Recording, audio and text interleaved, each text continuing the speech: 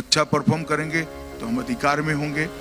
हम में पैदा हो रही बुराइयों को अगर हम कंट्रोल नहीं कर पाएंगे तो विपक्ष अधिकार में होंगे। वो 10 साल के बाद देश की जनता है। मगर जी 10 साल आपने पूछा, इसलिए मैं मेरा एक आकलन कह रहा हूं, 10 साल तक तो मोदी ही है। अमित शाह जी, एक ट्रेंड और एक है, और ये इसको लाइटली भी लिया जा सकता है मगर मैं इसको सीरियसली लेता हूं क्योंकि वी आर नेशनलिस्ट, हम राष्ट्रवादी हैं। मगर आजकल एक ट्रेंड बना है कि भारत एक राष्ट्र नहीं है। ये कॉन्सेप्ट लोग इलेक्शन रैलीज में स्टेट लीडर्स बोल रहे हैं। अभी अभी जैसे डीएमके के ए राजा ने कहा, India is not a nation. मैं हिंदी में इसका, India is not a nation. Arnab बाबू, आप लोग इससे डर सकते हो, मैं नहीं डर सकता। नहीं, डरने की बात ये नहीं। देश सालों से चल रहा है, दुनिया का सबसे पुरानी सभ्यता है। इस देश को ऐसे जी कुछ लोग बोलकर कुछ नहीं बिगाड़ सकते। जनता तय कर लेगी। देश में लोकतंत्र है, ऐसा जो बोल रहे हैं जनता ही उसको जवाब देगी। मैं आपकी बात को मानता हूं, मगर इस पर थोड़ी सी चर्चा हुई। सेंटर स्टेट फेडरल स्ट्रक्चर, इसकी बात होती है कि अगर हर बार कई विपक्ष के नेता, राज्य स्तर के नेता ये कहे कि भारत एक राष्ट्र नहीं, तमिलनाडु राष्ट्र है मगर भारत राष्ट्र नहीं है, तो और राहुल गांधी, आप कहेंगे उनकी बात को सीरियसली क्यों लिया जाए? क्योंकि वो विदेश में जाकर हर जगह राहुल गांधी बोलते हैं।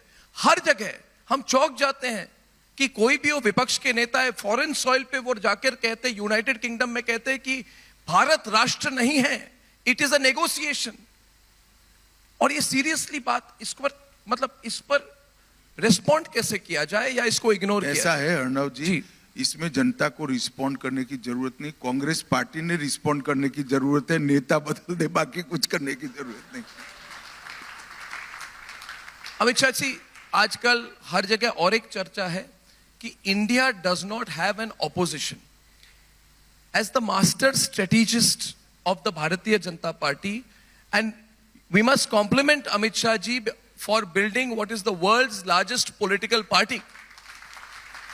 और मुझे अभी भी याद है, एक बार मैं इन्हें मिलने गया था तो इन्होंने मुझे आंकड़े दिखाए थे और समझाया था कि ऐसे within this few months इस प्लान के साथ कार्डर बेस, मेंबरशिप बेस बना के we will make BJP the largest political party on earth, and he has achieved it. तो Amit Shah ji, that is very good, but कभी कभी as in a democracy is it not a genuine worry कि मतलब कि देश में एक स्ट्रॉन्ग ऑपोजिशन राष्ट्रीय स्तर पर नहीं है? एज अ पॉलिटिकल एनालिस्ट आप कैसे देखते हैं इसको? ऐसा है, मैं भी मानता हूं देश में मजबूत विपक्ष होना चाहिए जी, मगर मैं नहीं बना सकता। सत्ताधारी पक्ष और विपक्ष की रचना संवैधानिक है, वो देश की जनता बनाती है। हम भी विपक्ष में बैठे हैं, जनता ने हमें विपक्ष बनाया था, आज जनता ने हमें अधिकार दिया है।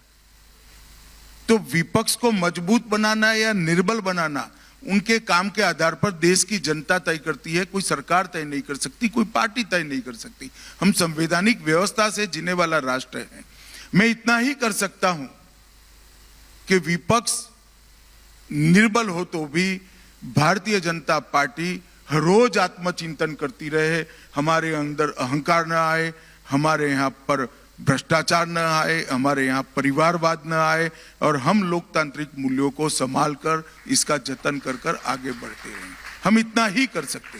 विपक्ष को मजबूत करना, रखना, नहीं रखना, ये सब देश की जनता को तय करना है, सब पार्टियों का परफॉर्मेंस देखकर। और देश की जनता, मैं मानता हूं कि बहुत मैच्योर डिसीजन लेती है। जी, ये बड़ी बात है, मगर क्योंकि लोकतंत्र में एक विपक्ष होना और विपक्ष का मजबूत होना भी बहुत जरूरी है। आप आज से 5-10 साल बाद किसको विपक्ष देखते हैं? मतलब who do you think will be the opposition to the BJP? देखिए, इतना दूर का आकलन कोई नहीं कर सकता, सिर्फ करने के खातिर कोई कर सकता है। देश में एक प्रकार से बहुत डायनेमिक डेमोक्रेसी है जो परफॉर्मेंस को इवेल्युएट कर कर अपना मैंडेट देती है। तो देश की जनता का मूड और देश की जनता का मैंडेट पहले एक जमाने में जातिवाद, परिवारवाद, भ्रष्टाचार और तुष्टीकरण के आधार पर तय होता था। अब मोदी जी ने पॉलिटिक्स ऑफ परफॉर्मेंस को एस्टैब्लिश किया है। परफॉर्मेंस के आधार पर ही देश की जनता तय करेगी। जो परफॉर्म करेगा देश उसको अधिकार देगा, जो परफॉर्म नहीं करेगा वो विपक्ष में बैठेगा। उस वक्त का 10 साल के बाद का विपक्ष या सत्ताधारी पक्ष भी हमारे परफॉर्मेंस के आधार पर ही देश की जनता तय करेगी। हम अच्छा परफॉर्म करेंगे तो हम अधिकार में होंगे। हम में पैदा हो रही बुराइयों को अगर हम कंट्रोल नहीं कर पाएंगे तो विपक्ष अधिकार में होगा। वो 10 साल के बाद देश की जनता, मगर जी 10 साल आपने पूछा है इसलिए मैं मेरा एक आकलन कह रहा हूं, 10 साल तक तो मोदी ही है। हेडलाइन 10 साल तक मोदी जी हैं। ये बहुत बड़ी बात अमित शाह जी ने आज कही है और हर बात जो कह रहे हैं इस बहुत गंभीरता के साथ और सोच कर कहते हैं। अमित शाह जी अपने शब्दों को बहुत मतलब सोच समझ के कहते हैं और ये it's a very big statement. तो ये जो बात कही इसके साथ अमित शाह जी हम चाहते हैं, हमने कहा था आज कि जो हमारे सेशंस में आ जाएंगे उनको एक सेंस मिलेगा। और मेरा आखिरी सवाल ये होता है कि सरकार में कैसे काम हो रहा है अगले दशक के लिए। हमारी जो थीम है Amit Shah ji, it is Bharat the next decade. और आपने परफॉर्मेंस असेसमेंट की बात कही। पहली बार हमें लग रहा है कि सरकार ऐसी बनी है देश में जो अपने परफॉर्मेंस को असेस करते हैं, जिसमें quarterly meeting, daily meeting, weekly meetings, Piyush Goyal ji भी बोलते हैं कि मैनेजमेंट, असेसमेंट, परफॉर्मेंस, की रिजल्ट एरियाज, KRA, इस तरह से काम हो रहा है।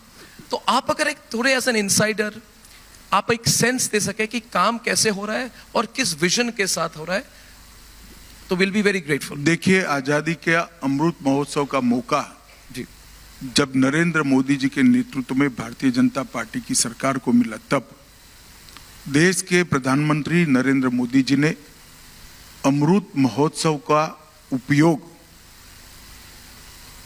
बहुत विजनरी तरीके से किया है। एक युग दृष्टा नेता ही ऐसा सोच सकता है, इस तरह से किया है। अमृत महोत्सव का उपयोग कर कर उन्होंने देश की नई पीढ़ी को आजादी के आंदोलन का पूरा इतिहास याद कराया।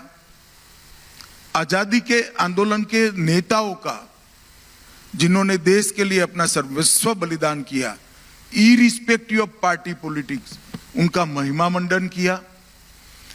अब तक 75 साल में हमने जो अचीव किया है उसका आत्मबोध कराकर देश की जनता के अंदर एक गौरव का भाव पैदा किया। और 2047 में देश पूर्ण विकसित बनेगा, इसका लक्ष्य तय कर कर 130 करोड़ की जनता को अमृत काल में, मतलब 25 साल में देश को दुनिया में सबसे 1 नंबर का देश बनाने का संकल्प लिलाकर एक पूरी 130 करोड़ की जनता को भारत निर्माण की यात्रा में जोड़ने का काम नरेंद्र मोदी जी ने किया है। आप मुझे 1 दशक का पूछ रहे हैं, मगर मैं बताना चाहता हूं 25 वर्ष के बाद शायद हम तो नहीं होंगे, मगर इस देश के युवा होंगे। ये युवा देख पाएंगे कि हर क्षेत्र में भारत प्रथम होगा, भारत सुरक्षित होगा, समृद्ध होगा, पूर्ण शिक्षित होगा और पूरा विश्व जिसका लोहा मानता है, इस प्रकार के भारत की हम रचना करेंगे। और हमारी संस्कृति, हमारा इतिहास, हमारा धर्म, हमारी भाषा पूरी दुनिया के अंदर सम्मान के साथ देखी जाएगी। सबके साथ सह अस्तित्व रखते हुए हमारा जो पुराना है उसका गौरव भी हम पुनः प्रस्तापित करेंगे।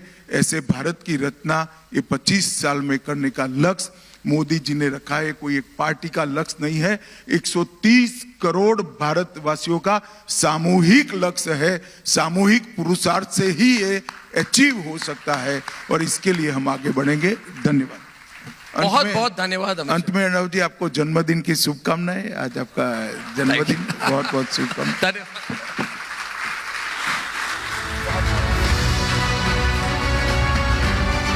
Thank you very much, Shri Amit Shah ji. You give every Indian the assurance that Bharat will be the custodian of its destiny.